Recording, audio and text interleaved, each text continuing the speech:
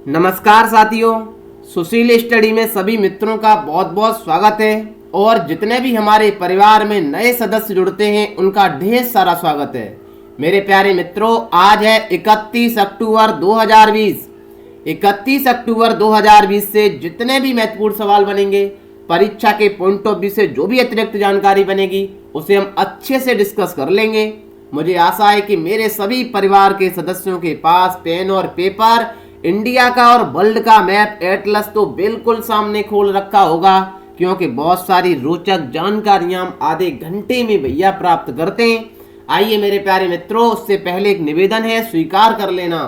कोई तोहफा यदि मुझे देना चाहते हैं तो सेशन को घंटी वाला बटन दबा करके जन जन तक पहुंचा दो भैया, शेयर कर दो दम लगा करके। मित्रों आइए शुरू करते हैं। पहला सवाल, हाल ही में तुर्की में आए भूकंप का केंद्र किस सागर में बताया गया है? मेरे प्यारे मित्रों, एजियन सागर में बताया गया है। सुना सुना सा लग रहा है सर, ये तो एजियन सागर। हमने कहा बिल्कुल सुना है। एजियन सागर भी सुना है, काला सागर भी सुना है, अजोब सागर भी सुना है, भूमध्य सागर भी सुना है। भूकंप आया है, बताएंगे भूकंप आते क्यों हैं, सुनामी आती क्यों है, भूकंप और सुनामी में अंतर क्या होता है, सिलसिलेवार चर्चा करेंगे। बताएंगे तुर्की के बारे में, एजियन सागर के बारे में भी। भूकंप तो आया है, जरा दृश्य देखिए कितना भयानक भूकंप आया है। रिक्टर स्केल पर भूकंप की तीव्रता मापी जाती है। मेरे प्यारे मित्रों याद रख लेना, 6.9 लगभग 7 इसकी रिक्टर स्केल पर तीव्रता मापी गई है। बहुत ही भयानक भूकंप है, बहुत सारे लोगों की मृत्यु हो गई है। इतना भूकंप ने हलचल मचा दिया है। तुर्की के पास तो ग्रीस और स्थित है, ग्रीस में भी इसका प्रकोप देखा गया है भूकंप का, याद रख लेना। मेरे प्यारे मित्रों आइए हम बताते हैं भूकंप आते क्यों हैं। जब हमारी ये पृथ्वी है ना, पृथ्वी कितनी परतों से बनी है हमको पता है मेरे प्यारे मित्रों। Inner core, outer core, mental और क्रस्ट से बनी है। याद कर लेना, पृथ्वी 4 परतों से मिलकर बनी है। जिस पृथ्वी पर आप बैठे हैं ना, वो पृथ्वी 4 कोरों से बनी हुई है। Inner core, outer core, mental और क्रस्ट से बनकर बनी है। याद रख लेना, ऊपरी को हम मेंटल, मेरे प्यारे मित्रों याद करिए, ऊपरी है ना उसे मेंटल को हम लिथोस्फीयर कहते हैं। जो मेंटल वाली क्रस्ट है उसे हम लिथोस्फीयर कहते हैं। ये 50 किलोमीटर की मोटी परत होती है, याद रख लेना।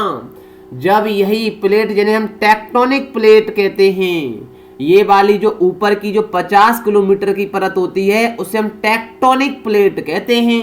जब ये खिसकने लगती हैं एक दूसरे से, तभी यहां हलचल मचने लगती है, उसे हम भूकंप कहते हैं। याद रख लेना, जब ये दोनों प्लेटें, एक प्लेट तो इधर है, एक प्लेट इधर है, जब ये प्लेटें खिसकने लगती हैं तो इसी के बीच में ये हलचल होने लगती है, तभी तो ये भूकंप के जो झटके देखे जाते हैं ना, हमेशा ये किसी समुद्र या सागर के नजदीक ही देखे जाते हैं।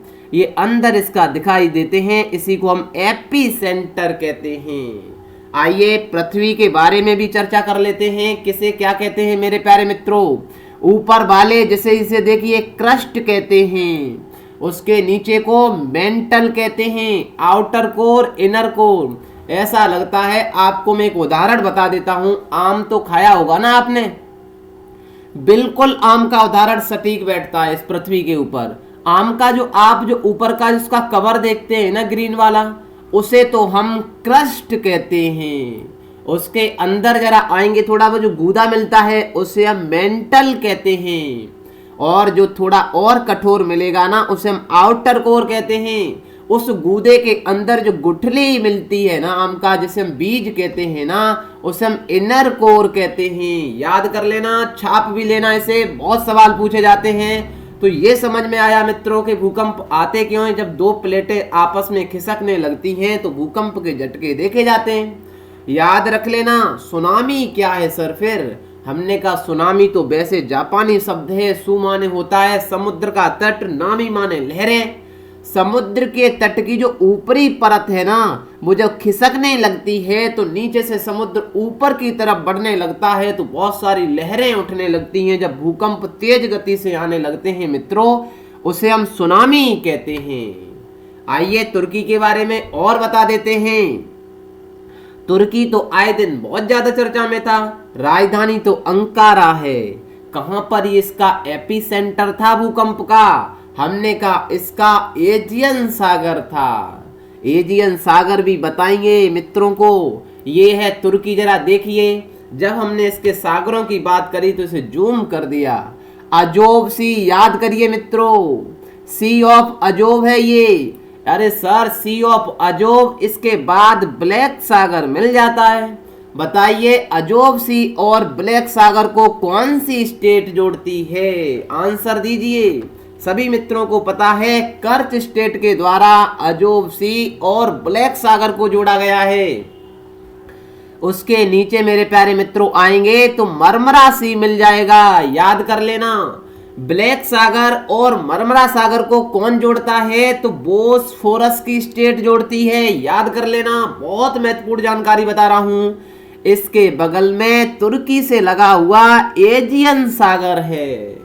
एजियन सागर और मरमरा सागर के बीच में कौन सी स्टेट पड़ती है? उसका नाम है डार्डेनल्स स्टेट। लिख लीजिए मेरे प्यारे मित्रों। कितनी स्टेट बताई मैंने? अजोब और ब्लैक सागर को जोड़ती है कर्च स्टेट, ब्लैक और मरमरा को जोड़ती है बोस्फोरस की स्टेट, मरमरा और एजियन सागर को जोड़ती है डार्डेनल्स की स्टेट। तुर्की ने तो इसी ब्लैक सागर में बहुत सारे तेल और गैस के भंडार खोजे थे, याद कर लेना मित्रों। ठीक है ना। इधर जॉर्जिया लगता है तुर्की के, और इधर मेडिटेरेनियन सागर। तुर्की के आसपास तो बहुत सारे सागर हैं। बढ़े आगे। हाल ही में भारतीय स्टेट बैंक ने किस देश की अंतरराष्ट्रीय सहयोग बैंक के साथ 1 अरब अमेरिकी डॉलर के ऋण समझौते पर हस्ताक्षर कर दिए हैं? जापान के साथ कर दिए हैं साहब। अंतरराष्ट्रीय सहयोग बैंक जापान की है। जापान के बारे में बिल्कुल चर्चा करेंगे। नागासाकी, हिरोशिमा, ये सब पता है। लिटिल बॉय, फैटमैन सब गिराए गए थे अमेरिका के द्वारा। जापान में 4 आइलैंड हैं, होक्काइडो, होन्शु, शिकुकु, याद कर लेना, क्यूशु। कहां पर है ये? आइए लोकेशन को दिखा देते हैं। होक्काइडो यहाँ पर है, और याद करिए मेरे प्यारे मित्रों, होन्शु कहां पर है? ये वाला है। शिकुकु इस जगह पर है, क्यूशु इस जगह पर है, याद कर लेना। जापान की राजधानी टोक्यो है। मुद्रा येन है। प्रधानमंत्री बदल चुके हैं, योशिहिदे सुगा है। महाद्वीप एशिया है, प्रशांत महासागर में स्थित है। रिंग ऑफ फायर पर पड़ता है ये। नागासाकी पर 6 अगस्त को लिटिल बॉय गिराया गया था, याद कर लेना। हिरोशिमा पर 9 अगस्त को फैटमैन गिराया गया था। किसके द्वारा? अमेरिका के द्वारा गिराया गया था। क्यों गिराया गया था? जापान दुनिया को नापने के लिए निकला था। अमेरिका ने सोच ही लिया था कि भैया इसका इंतजाम तो करना ही पड़ेगा। हाल ही में किस राज्य के मुख्यमंत्री ने धरनी पोर्टल लॉन्च किया है? सवाल बना कि ये धरनी पोर्टल होता क्या है। हमने कहा किसान भाइयों के लिए, ग्रामीण लोगों के लिए कृषि एवं व्यवसाय सारा का सारा डाटा इसी धरनी पोर्टल पर लाने के लिए एक ऐसी युक्ति बना दी गई है। इन्होंने सारा कुछ डाटा यहीं पर आ जाएगा, ठीक है ना। ऐसा काम किया है इन्होंने, तेलंगाना सरकार ने किया है। ए ऑप्शन बिल्कुल सही है। तेलंगाना आंध्र प्रदेश से कब अलग हुआ था? जून 2014 की बात है कि तेलंगाना आंध्र प्रदेश से अलग हुआ था। राजधानी हैदराबाद है। मुख्यमंत्री कौन है तेलंगाना के? चंद्रशेखर राव हैं, याद कर लेना। लैंडलॉक ये स्टेट है, याद कर लेना। तेलंगाना सीमा किससे लगाता है? महाराष्ट्र से लगाता है, कर्नाटक से लगाता है, इधर आंध्र प्रदेश से लगाता है, इधर छत्तीसगढ़ से लगाता है, याद कर लेना मित्रों। हाल ही में किस अंतरिक्ष एजेंसी के द्वारा EOS 01 के साथ 9 अंतरराष्ट्रीय उपग्रहों को लॉन्च किया जाएगा? कौन सी स्पेस एजेंसी है जनाब, बताइए। जाक्सा है क्या? जाक्सा भी सुनी सुनी सी लग रही है, जापान की है। नासा सर अमेरिका की है। इसरो ने ऐसा काम किया है। सी ऑप्शन बिल्कुल सही है मेरे प्यारे मित्रों, याद कर लेना। इसरो जो है ना अपना, जिसे हम इसरो को क्या कहते हैं, इंडियन स्पेस रिसर्च ऑर्गेनाइजेशन कहते हैं। ये PSLV C49 के द्वारा EOS-01 के साथ साथ 9 और अंतरराष्ट्रीय उपग्रहों को भेजेगा। याद रख लेना, ये पृथ्वी पर नजर रखने वाले सैटेलाइट हैं। इन सैटेलाइट को 7 नवंबर को इसरो लॉन्च करने जा रहा है। याद कर लेना, नवंबर की जानकारी हम अभी बता दे रहे हैं। किसके द्वारा? इसरो के द्वारा। इसरो के बारे में तो मित्रों को बताना नहीं पड़ेगा, PSLV C49 के द्वारा लॉन्च किया जाएगा। याद कर लेना। इसरो की स्थापना कब हुई थी? 15 अगस्त 1969 को हुई थी। 1969 को हेडक्वार्टर कहाँ है? बेंगलुरु में। इसके चीफ कौन है? अभी के सिवान है। सभी मित्रों को पता है, विक्रम साराभाई के नेतृत्व में इसकी स्थापना की गई थी। ठीक है ना। हाल ही में प्रधानमंत्री जी के द्वारा किस राज्य में आरोग्य वन का उद्घाटन किया गया है? भैया आरोग्य वन, चिल्ड्रन न्यूट्रिशन पार्क, एकता मॉल, जूलॉजिकल पार्क, इन सब का उद्घाटन, क्योंकि अभी PM मोदी 2 दिन की यात्रा पर गुजरात गए हुए हैं। गुज्जू भैया तो आए दिन 2-4 दिन से लगातार चर्चा में है। आइए चर्चा फिर भी कर लेते हैं। अपने परिवार के सदस्यों के सपने पूरे होने के बाद जरूर इस पार्क में जाएंगे। बताया जाता है, गूगल पर सर्च करिए, ये जो आरोग्य वन है ना, इतना यहाँ पॉजिटिव में भैया महसूस होता है। कम से कम 5 लाख औषधियों के पेड़ पाए जाते हैं। याद कर लेना मित्रों। चलेंगे किसी दिन भैया गुज्जू भैया से घूमने के लिए। अभी सीप्लेन योजना भी चलाई थी इन्होंने, बहुत सारी योजना चलाई है, चर्चा कर लेंगे। पहले तो यही बता देते हैं, गुजरात है कहाँ पर? खंबात की खाड़ी, कच्छ की खाड़ी। याद करिए, सफेद रेगिस्तान पूछा जाता है मेरे प्यारे मित्रों। जब ये कच्छ घूमने जाए ना, आप कच्छ घूमने चलेंगे किसी दिन, कच्छ घूमने जाएंगे। या क्या है सर कच्छ में? बताऊं, यहाँ कीचड़ बहुत मिलेगा। कीचड़ बोले तो दलदली भूमि पाई जाएगी। दलदली बोले तो ऐसा लगता है सफेद ही सफेद, बिल्कुल सफेद। इस वजह से एक बार SSC में सवाल पूछा गया था कि बताइए सफेद रेगिस्तान कहाँ पाया जाता है? तो गुज्जू भैया के पास पाया जाता है। रण ऑफ कच्छ में भैया ऐसा काम देखने को मिलता है। इसी के उत्तर में तो थार का रेगिस्तान स्थित है, सभी मित्रों को पता है। यहाँ गिरी राष्ट्रीय उद्यान, एक भैया गिरी राष्ट्रीय उद्यान किसके लिए फेमस है? एशियाई शेर के लिए फेमस है। ब्लैक बक राष्ट्रीय उद्यान भी पड़ा है। याद कर लेना। ताप्ती नदी, नर्मदा नदी को कौन नहीं जानता है? नर्मदा नदी की बात करें तो ये नर्मदा नदी विंध्याचल श्रेणी और सतपुड़ा श्रेणी के बीचों बीच से होकर के बहती है। मेरे प्यारे मित्रों याद कर लेना। पूछा जाता है ताप्ती नदी किसके बहती है? ताप्ती नदी सतपुड़ा श्रेणी के बिल्कुल दक्षिण में बहती है। गुजरात लगता तो समुद्र तट से। आइए चर्चा कर लेते हैं। राजधानी गांधीनगर है। लोकसभा सीटें 26 हैं, याद हो चुका होगा अब तो। राज्यसभा 11 है, विधानसभा 182 हैं। राष्ट्रीय उद्यान गिरी राष्ट्रीय उद्यान, राज्यपाल आचार्य देवव्रत हैं। मुख्यमंत्री विजय रूपाणी। सरदार सरोवर बांध नर्मदा नदी पर। उकाई बांध, काकरापारा बांध ताप्ती नदी पर है। कदाना बांध महई नदी पर है। धरोई बांध साबरमती नदी पर। दंतीवाड़ा बनास नदी पर। ये तो हमने मित्रों को बिल्कुल सिखा दिया है, रटा भी दिया है। गिरनार की पहाड़ियां, मांडव की पहाड़ियां, विंध्याचल श्रेणी किसको अलग करती है? उत्तर भारत और दक्षिण भारत को अलग करती है। याद करिए। इसी के पूरब में कैमूर की पहाड़ियां पाई जाती हैं। इसी के पूरब में पारसनाथ की पहाड़ी पाई जाती हैं। सतपुड़ा श्रेणी याद करिए मित्रों। सतपुड़ा और विंध्याचल के बीच में है नर्मदा नदी। सतपुड़ा के दक्षिण में है ताप्ती नदी। याद कर लेना। इसी महादेव पर धूपगढ़ की चोटी पाई जाती है, जो सतपुड़ा श्रेणी की सबसे ऊंची चोटी है। पूरब में जाएंगे तो मैकाल की श्रेणी, राजमहल की पहाड़ियां मिलेगी। याद कर लेना।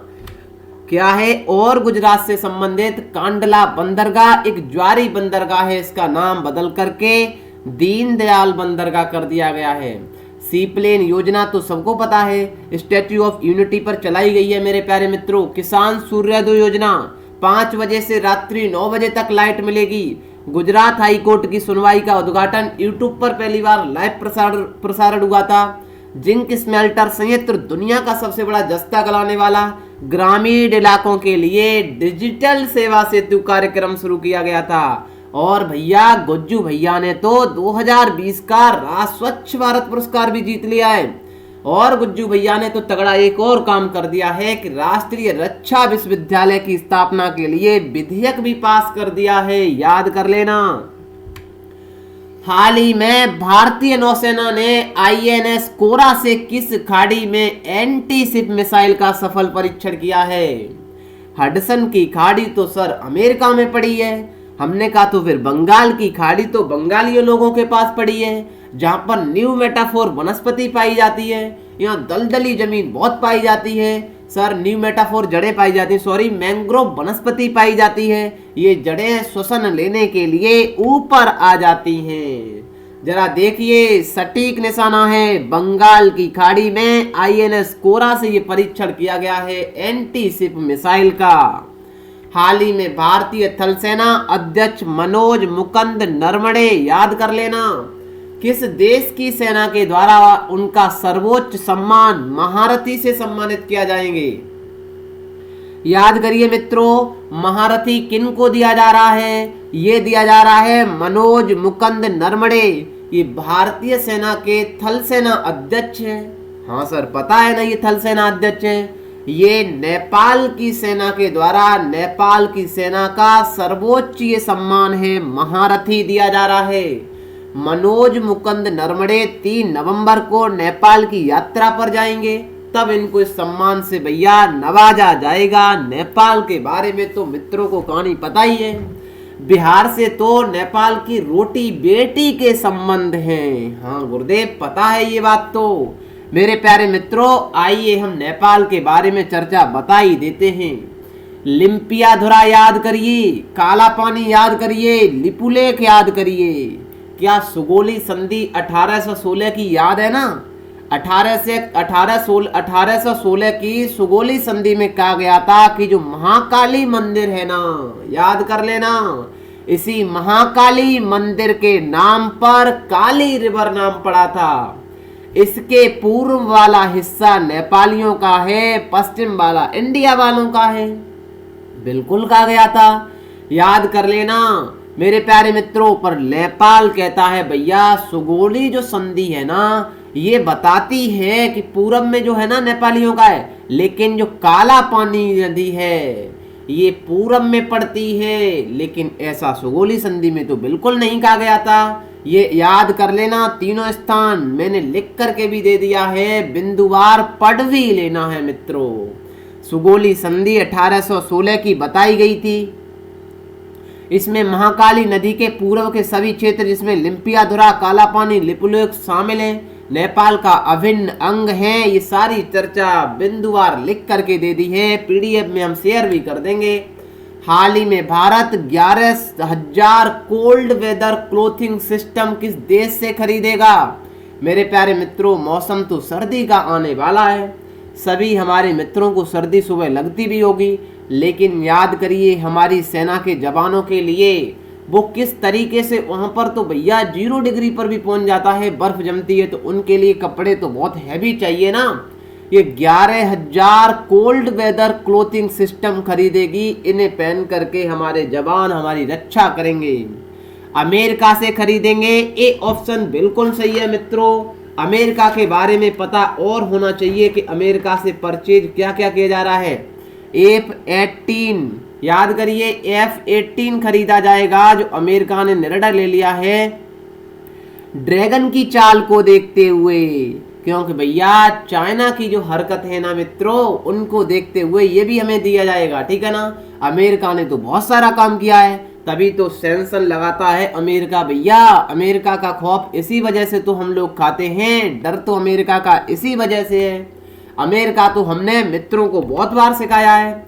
गल्फ ऑफ मैक्सिको याद कर लेना, मैक्सिको तो ये है, अमेरिका पूरा का पूरा ये भैया दिख ही रहा है। ग्रेट लेक मित्रों को बहुत बार पढ़ाई है, सुपीरियर झील, मिशिगन झील, ह्यूरॉन झील, ओंटारियो झील और ये सब आयरे झील भी बताई है। नियाग्रा जलप्रपात की भी बहुत बार चर्चा की है, याद कर लेना मेरे प्यारे मित्रों। सीरिया, नवेदा, माद्रे याद करिए, ये बिल्कुल डिक्टो यहीं से सवाल पूछे जाते हैं। माद्रे कहाँ पर है, सीरिया नवेदा कहाँ पर है, कोस्ट श्रेष्ठ कहाँ पर है, ब्रुक्स रेंज कहाँ पाई जाती हैं, अलास्का रेंज कहाँ पाई जाती हैं, याद कर लेना। ग्रेट ऑफ प्लेन्स मेरे प्यारे मित्रों, रॉकी पर्वत अमेरिका में पाया जाता है, एंडीज पर्वत तो साउथ अमेरिका में पाया जाता है, याद कर लेना। हाल ही में भारतीय रेल ने मेरी सहेली पहल की शुरुआत की है। मेरी सहेली बोले तो ये भारतीय रेल ने शुरू की है। जो भी महिला रेल में यात्रा करेंगी उनको गंतव्य तक पहुंचाने के लिए मेरी सहेली नामक पहल शुरू की गई है। ये सबसे पहले याद कर लेना दक्षिण पूर्वी रेलवे ने शुरू की थी। दक्षिण रेलवे पूर्वी ने मेरे प्यारे मित्रों कब शुरू की थी? 18 सितंबर को, याद कर लेना मित्रों। सॉरी, यह पहले सर्वप्रथम किस रेलवे डिवीजन ने शुरू की थी? कितने होते हैं रेलवे डिवीजन? मेरी सहेली का मतलब है एक व्हाट्सएप ग्रुप बनाया जाएगा, उस ग्रुप पर कोई महिला किसी भी दिक्कत से खड़ी होती है, कोई भी परेशानी महसूस करती है ना, तो आराम से इस व्हाट्सएप पर जाकर के मैसेज डाल सकती हैं। इससे रेलवे को पता चल जाएगा और आरपीएफ के जवान या जीआरपी के जवान आपके पास पहुंच जाएंगे, आपको गंतव्य तक पहुंचाएंगे। या 182 याद कर लेना मेरे प्यारे मित्रों, जितनी भी महिलाएं हों 182 पर कॉल कर सकती हैं, नंबर है ये, याद कर लेना। मेरी सहेली नामक पहल रेलवे ने चलाई है। रेलवे वाले भैयाओं सुन लो, ये बहुत महत्वपूर्ण सवाल है। रेलवे जोन से भी सवाल आते हैं, कौन से डिवीजन ने किया है? तो दक्षिण पूर्वी रेलवे ने किया है। कहां पर है इसका मुख्यालय? इसकी तो छोड़िए, हम सब मुख्यालय बता देते हैं मित्रों को। आइए चर्चा कर लेते हैं। मध्य में कौन स्थित है पूछा जाए, मध्य में कौन सा डिवीजन पड़ता है? तो मुंबई पड़ता है। 4 दिशाओं के बारे में तो सभी साथी हमारे जन्म से जानते हैं कि हाँ पता है। ऊपर वाले को हम उत्तर कहते हैं। देखिए कितना बेहतरीन मैप समझाया है मैंने, पीडीएफ के माध्यम से शेयर भी करूंगा मित्रों। ये सारी की सारी दिशाएं सभी मित्रों को पता हैं, क्योंकि हम आपको दिशा परीक्षण रीजनिंग में भी सर आप पढ़ते हैं, ठीक है ना। उत्तर पूर्वी है ये उत्तर पश्चिमी है, ये दक्षिण पश्चिमी है, ये दक्षिण पूर्वी है। ये वाला बोले तो ये उत्तर पड़ता है, सब जानते हैं। उत्तर में कौन सा है? दिल्ली है। दक्षिण में कौन सा मुख्यालय है? चेन्नई है। पूरब में कौन सा मुख्यालय है? कोलकाता है। पश्चिम में मुंबई है, याद कर लेना। पूर्वी मुख्यालय पूछा जाए कोलकाता, उत्तरी मुख्यालय पूछा जाए दिल्ली, दक्षिणी मुख्यालय पूछा जाए चेन्नई, पश्चिमी मुख्यालय पूछा जाए तो मुंबई है। दक्षिण और मध्य में क्या स्थित, सॉरी उत्तर और मध्य में कौन सा स्थित है? याद कर लेना। इसे क्या बोलेंगे? इसे उत्तर बोलेंगे। इस वाले को तो हमने पहले से ही मध्य बोल दिया है। अब ये उत्तर और मध्य के बीच में स्थित है तो इसे इलाहाबाद कहते हैं। पूछा जाता है उत्तर मध्य रेलवे का मुख्यालय कहां पर है? तो इलाहाबाद में है। इसी तरीका से दक्षिण मध्य रेलवे कहां पड़ेगा? दक्षिण मध्य रेलवे मेरे प्यारे मित्रों इस जगह पड़ेगा। क्यों पड़ेगा? ये दक्षिण है और ऊपर वाला मध्य है।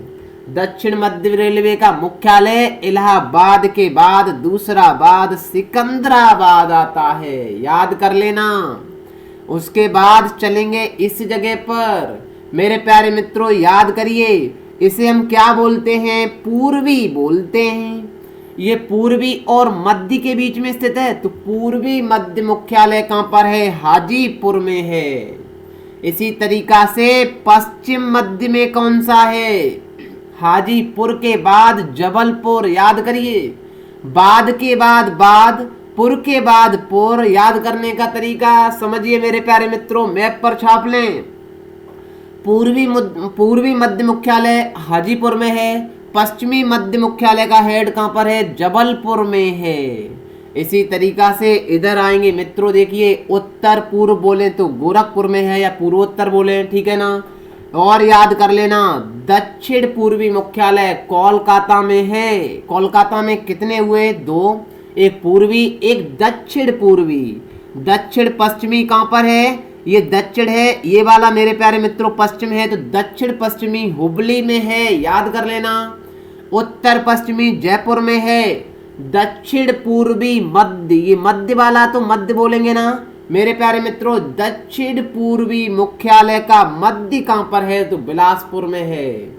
दक्षिण पूर्वी मध्य मुख्यालय बिलासपुर में है। इसी तरीका से उत्तर पश्चिमी मध्य मुख्यालय मुंबई में है। सीमांत रेलवे गुवाहाटी में है। मेट्रो कोलकाता में सबसे पहले चलाई गई थी।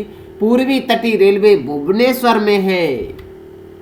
दक्षिण तटीय रेलवे विशाखापट्टनम में है। मेरे प्यारे मित्रों, पीडीएफ के माध्यम से सारी चीज शेयर भी करूंगा, लिख भी लेना, इसे छाप भी लेना। यहाँ से सवाल रेलवे वाले भैया पूछा जाएगा, याद कर लेना। हाल ही में राष्ट्रीय एकता दिवस कब मनाया जाता है? भैया सरदार वल्लभ भाई पटेल को कौन नहीं जानता है। इनकी जयंती पर 31 अक्टूबर को मनाया जाता है, क्योंकि सरदार वल्लभ भाई पटेल ने अपने पूरे भारत देश को एकता में पिरोने का काम किया था। सारे स्टेट को मिलाने का काम, एकता का काम सरदार वल्लभ भाई पटेल ने किया था। मेरे प्यारे मित्रों, 31 अक्टूबर को मनाते हैं। और भैया गुज्जू भैया ने तो बहुत ही तगड़ा काम किया, याद करिए। सरदार वल्लभ भाई पटेल में स्टैच्यू ऑफ यूनिटी, यहीं पर तो सी प्लेन योजना चलाई गई है, याद कर लेना। अक्टूबर के प्रमुख दिवस की बात करें तो 2 अक्टूबर को गांधी जयंती, 6 से 12 अक्टूबर को सूचना अधिकार सप्ताह, 8 अक्टूबर को राष्ट्रीय वायुसेना दिवस, 9 अक्टूबर को विश्व डाक दिवस, 10 अक्टूबर को विश्व मानसिक दिवस, 11 अक्टूबर को अंतर्राष्ट्रीय बालिका दिवस। समामारिन तो याद ही कर लेना फिनलैंड वाले। 15 अक्टूबर को विश्व छात्र दिवस कलाम साहब, याद करिए। 16 अक्टूबर को विश्व खाद्य दिवस, 17 अक्टूबर को अंतर्राष्ट्रीय गरीबी उन्मूलन दिवस, 24 अक्टूबर को संयुक्त राष्ट्र दिवस और पोलियो दिवस भी मनाते हैं। 30 अक्टूबर को विश्व बचत दिवस मनाते हैं। 31 अक्टूबर को राष्ट्रीय एकता दिवस मनाते हैं। मेरे प्यारे मित्रों, ये सारा का सारा ज्ञान टेलीग्राम के माध्यम से हम पीडीएफ के माध्यम से शेयर करते हैं। टेलीग्राम पर अपने पर सुशील स्टडी नाम से है, ज्वाइन कर लेना और मित्रों तक भैया शेयर कर देना। आज सेशन थोड़ा लेट हुआ है, कोशिश बहुत की जाती है पर इंटरनेट की समस्या है, सभी मित्र जानते हैं, दिक्कतें तो है ही हैं, क्योंकि परिवार की शुरुआत है मेरे प्यारे मित्रों, ठीक है ना। मिलेंगे कल सुबह 6 बजे। कल तो भैया रिवीजन क्लास होगी, संडे का दिन है, मित्रों को सबको पता है, ठीक है ना। सभी मित्रों को आना है, राइट टाइम 6 बजे रिवीजन क्लास होगी, ये मेरा आपसे कल का प्रॉमिस है, ठीक है। मिलेंगे सुबह 6 बजे मेरे प्यारे मित्रों। तब तक के लिए कमेंट भी कर देना कैसा लगा सेशन, और भैया शेयर भी कर देना। Okay bye, till then take care, see you, Jai Hind जय भारत।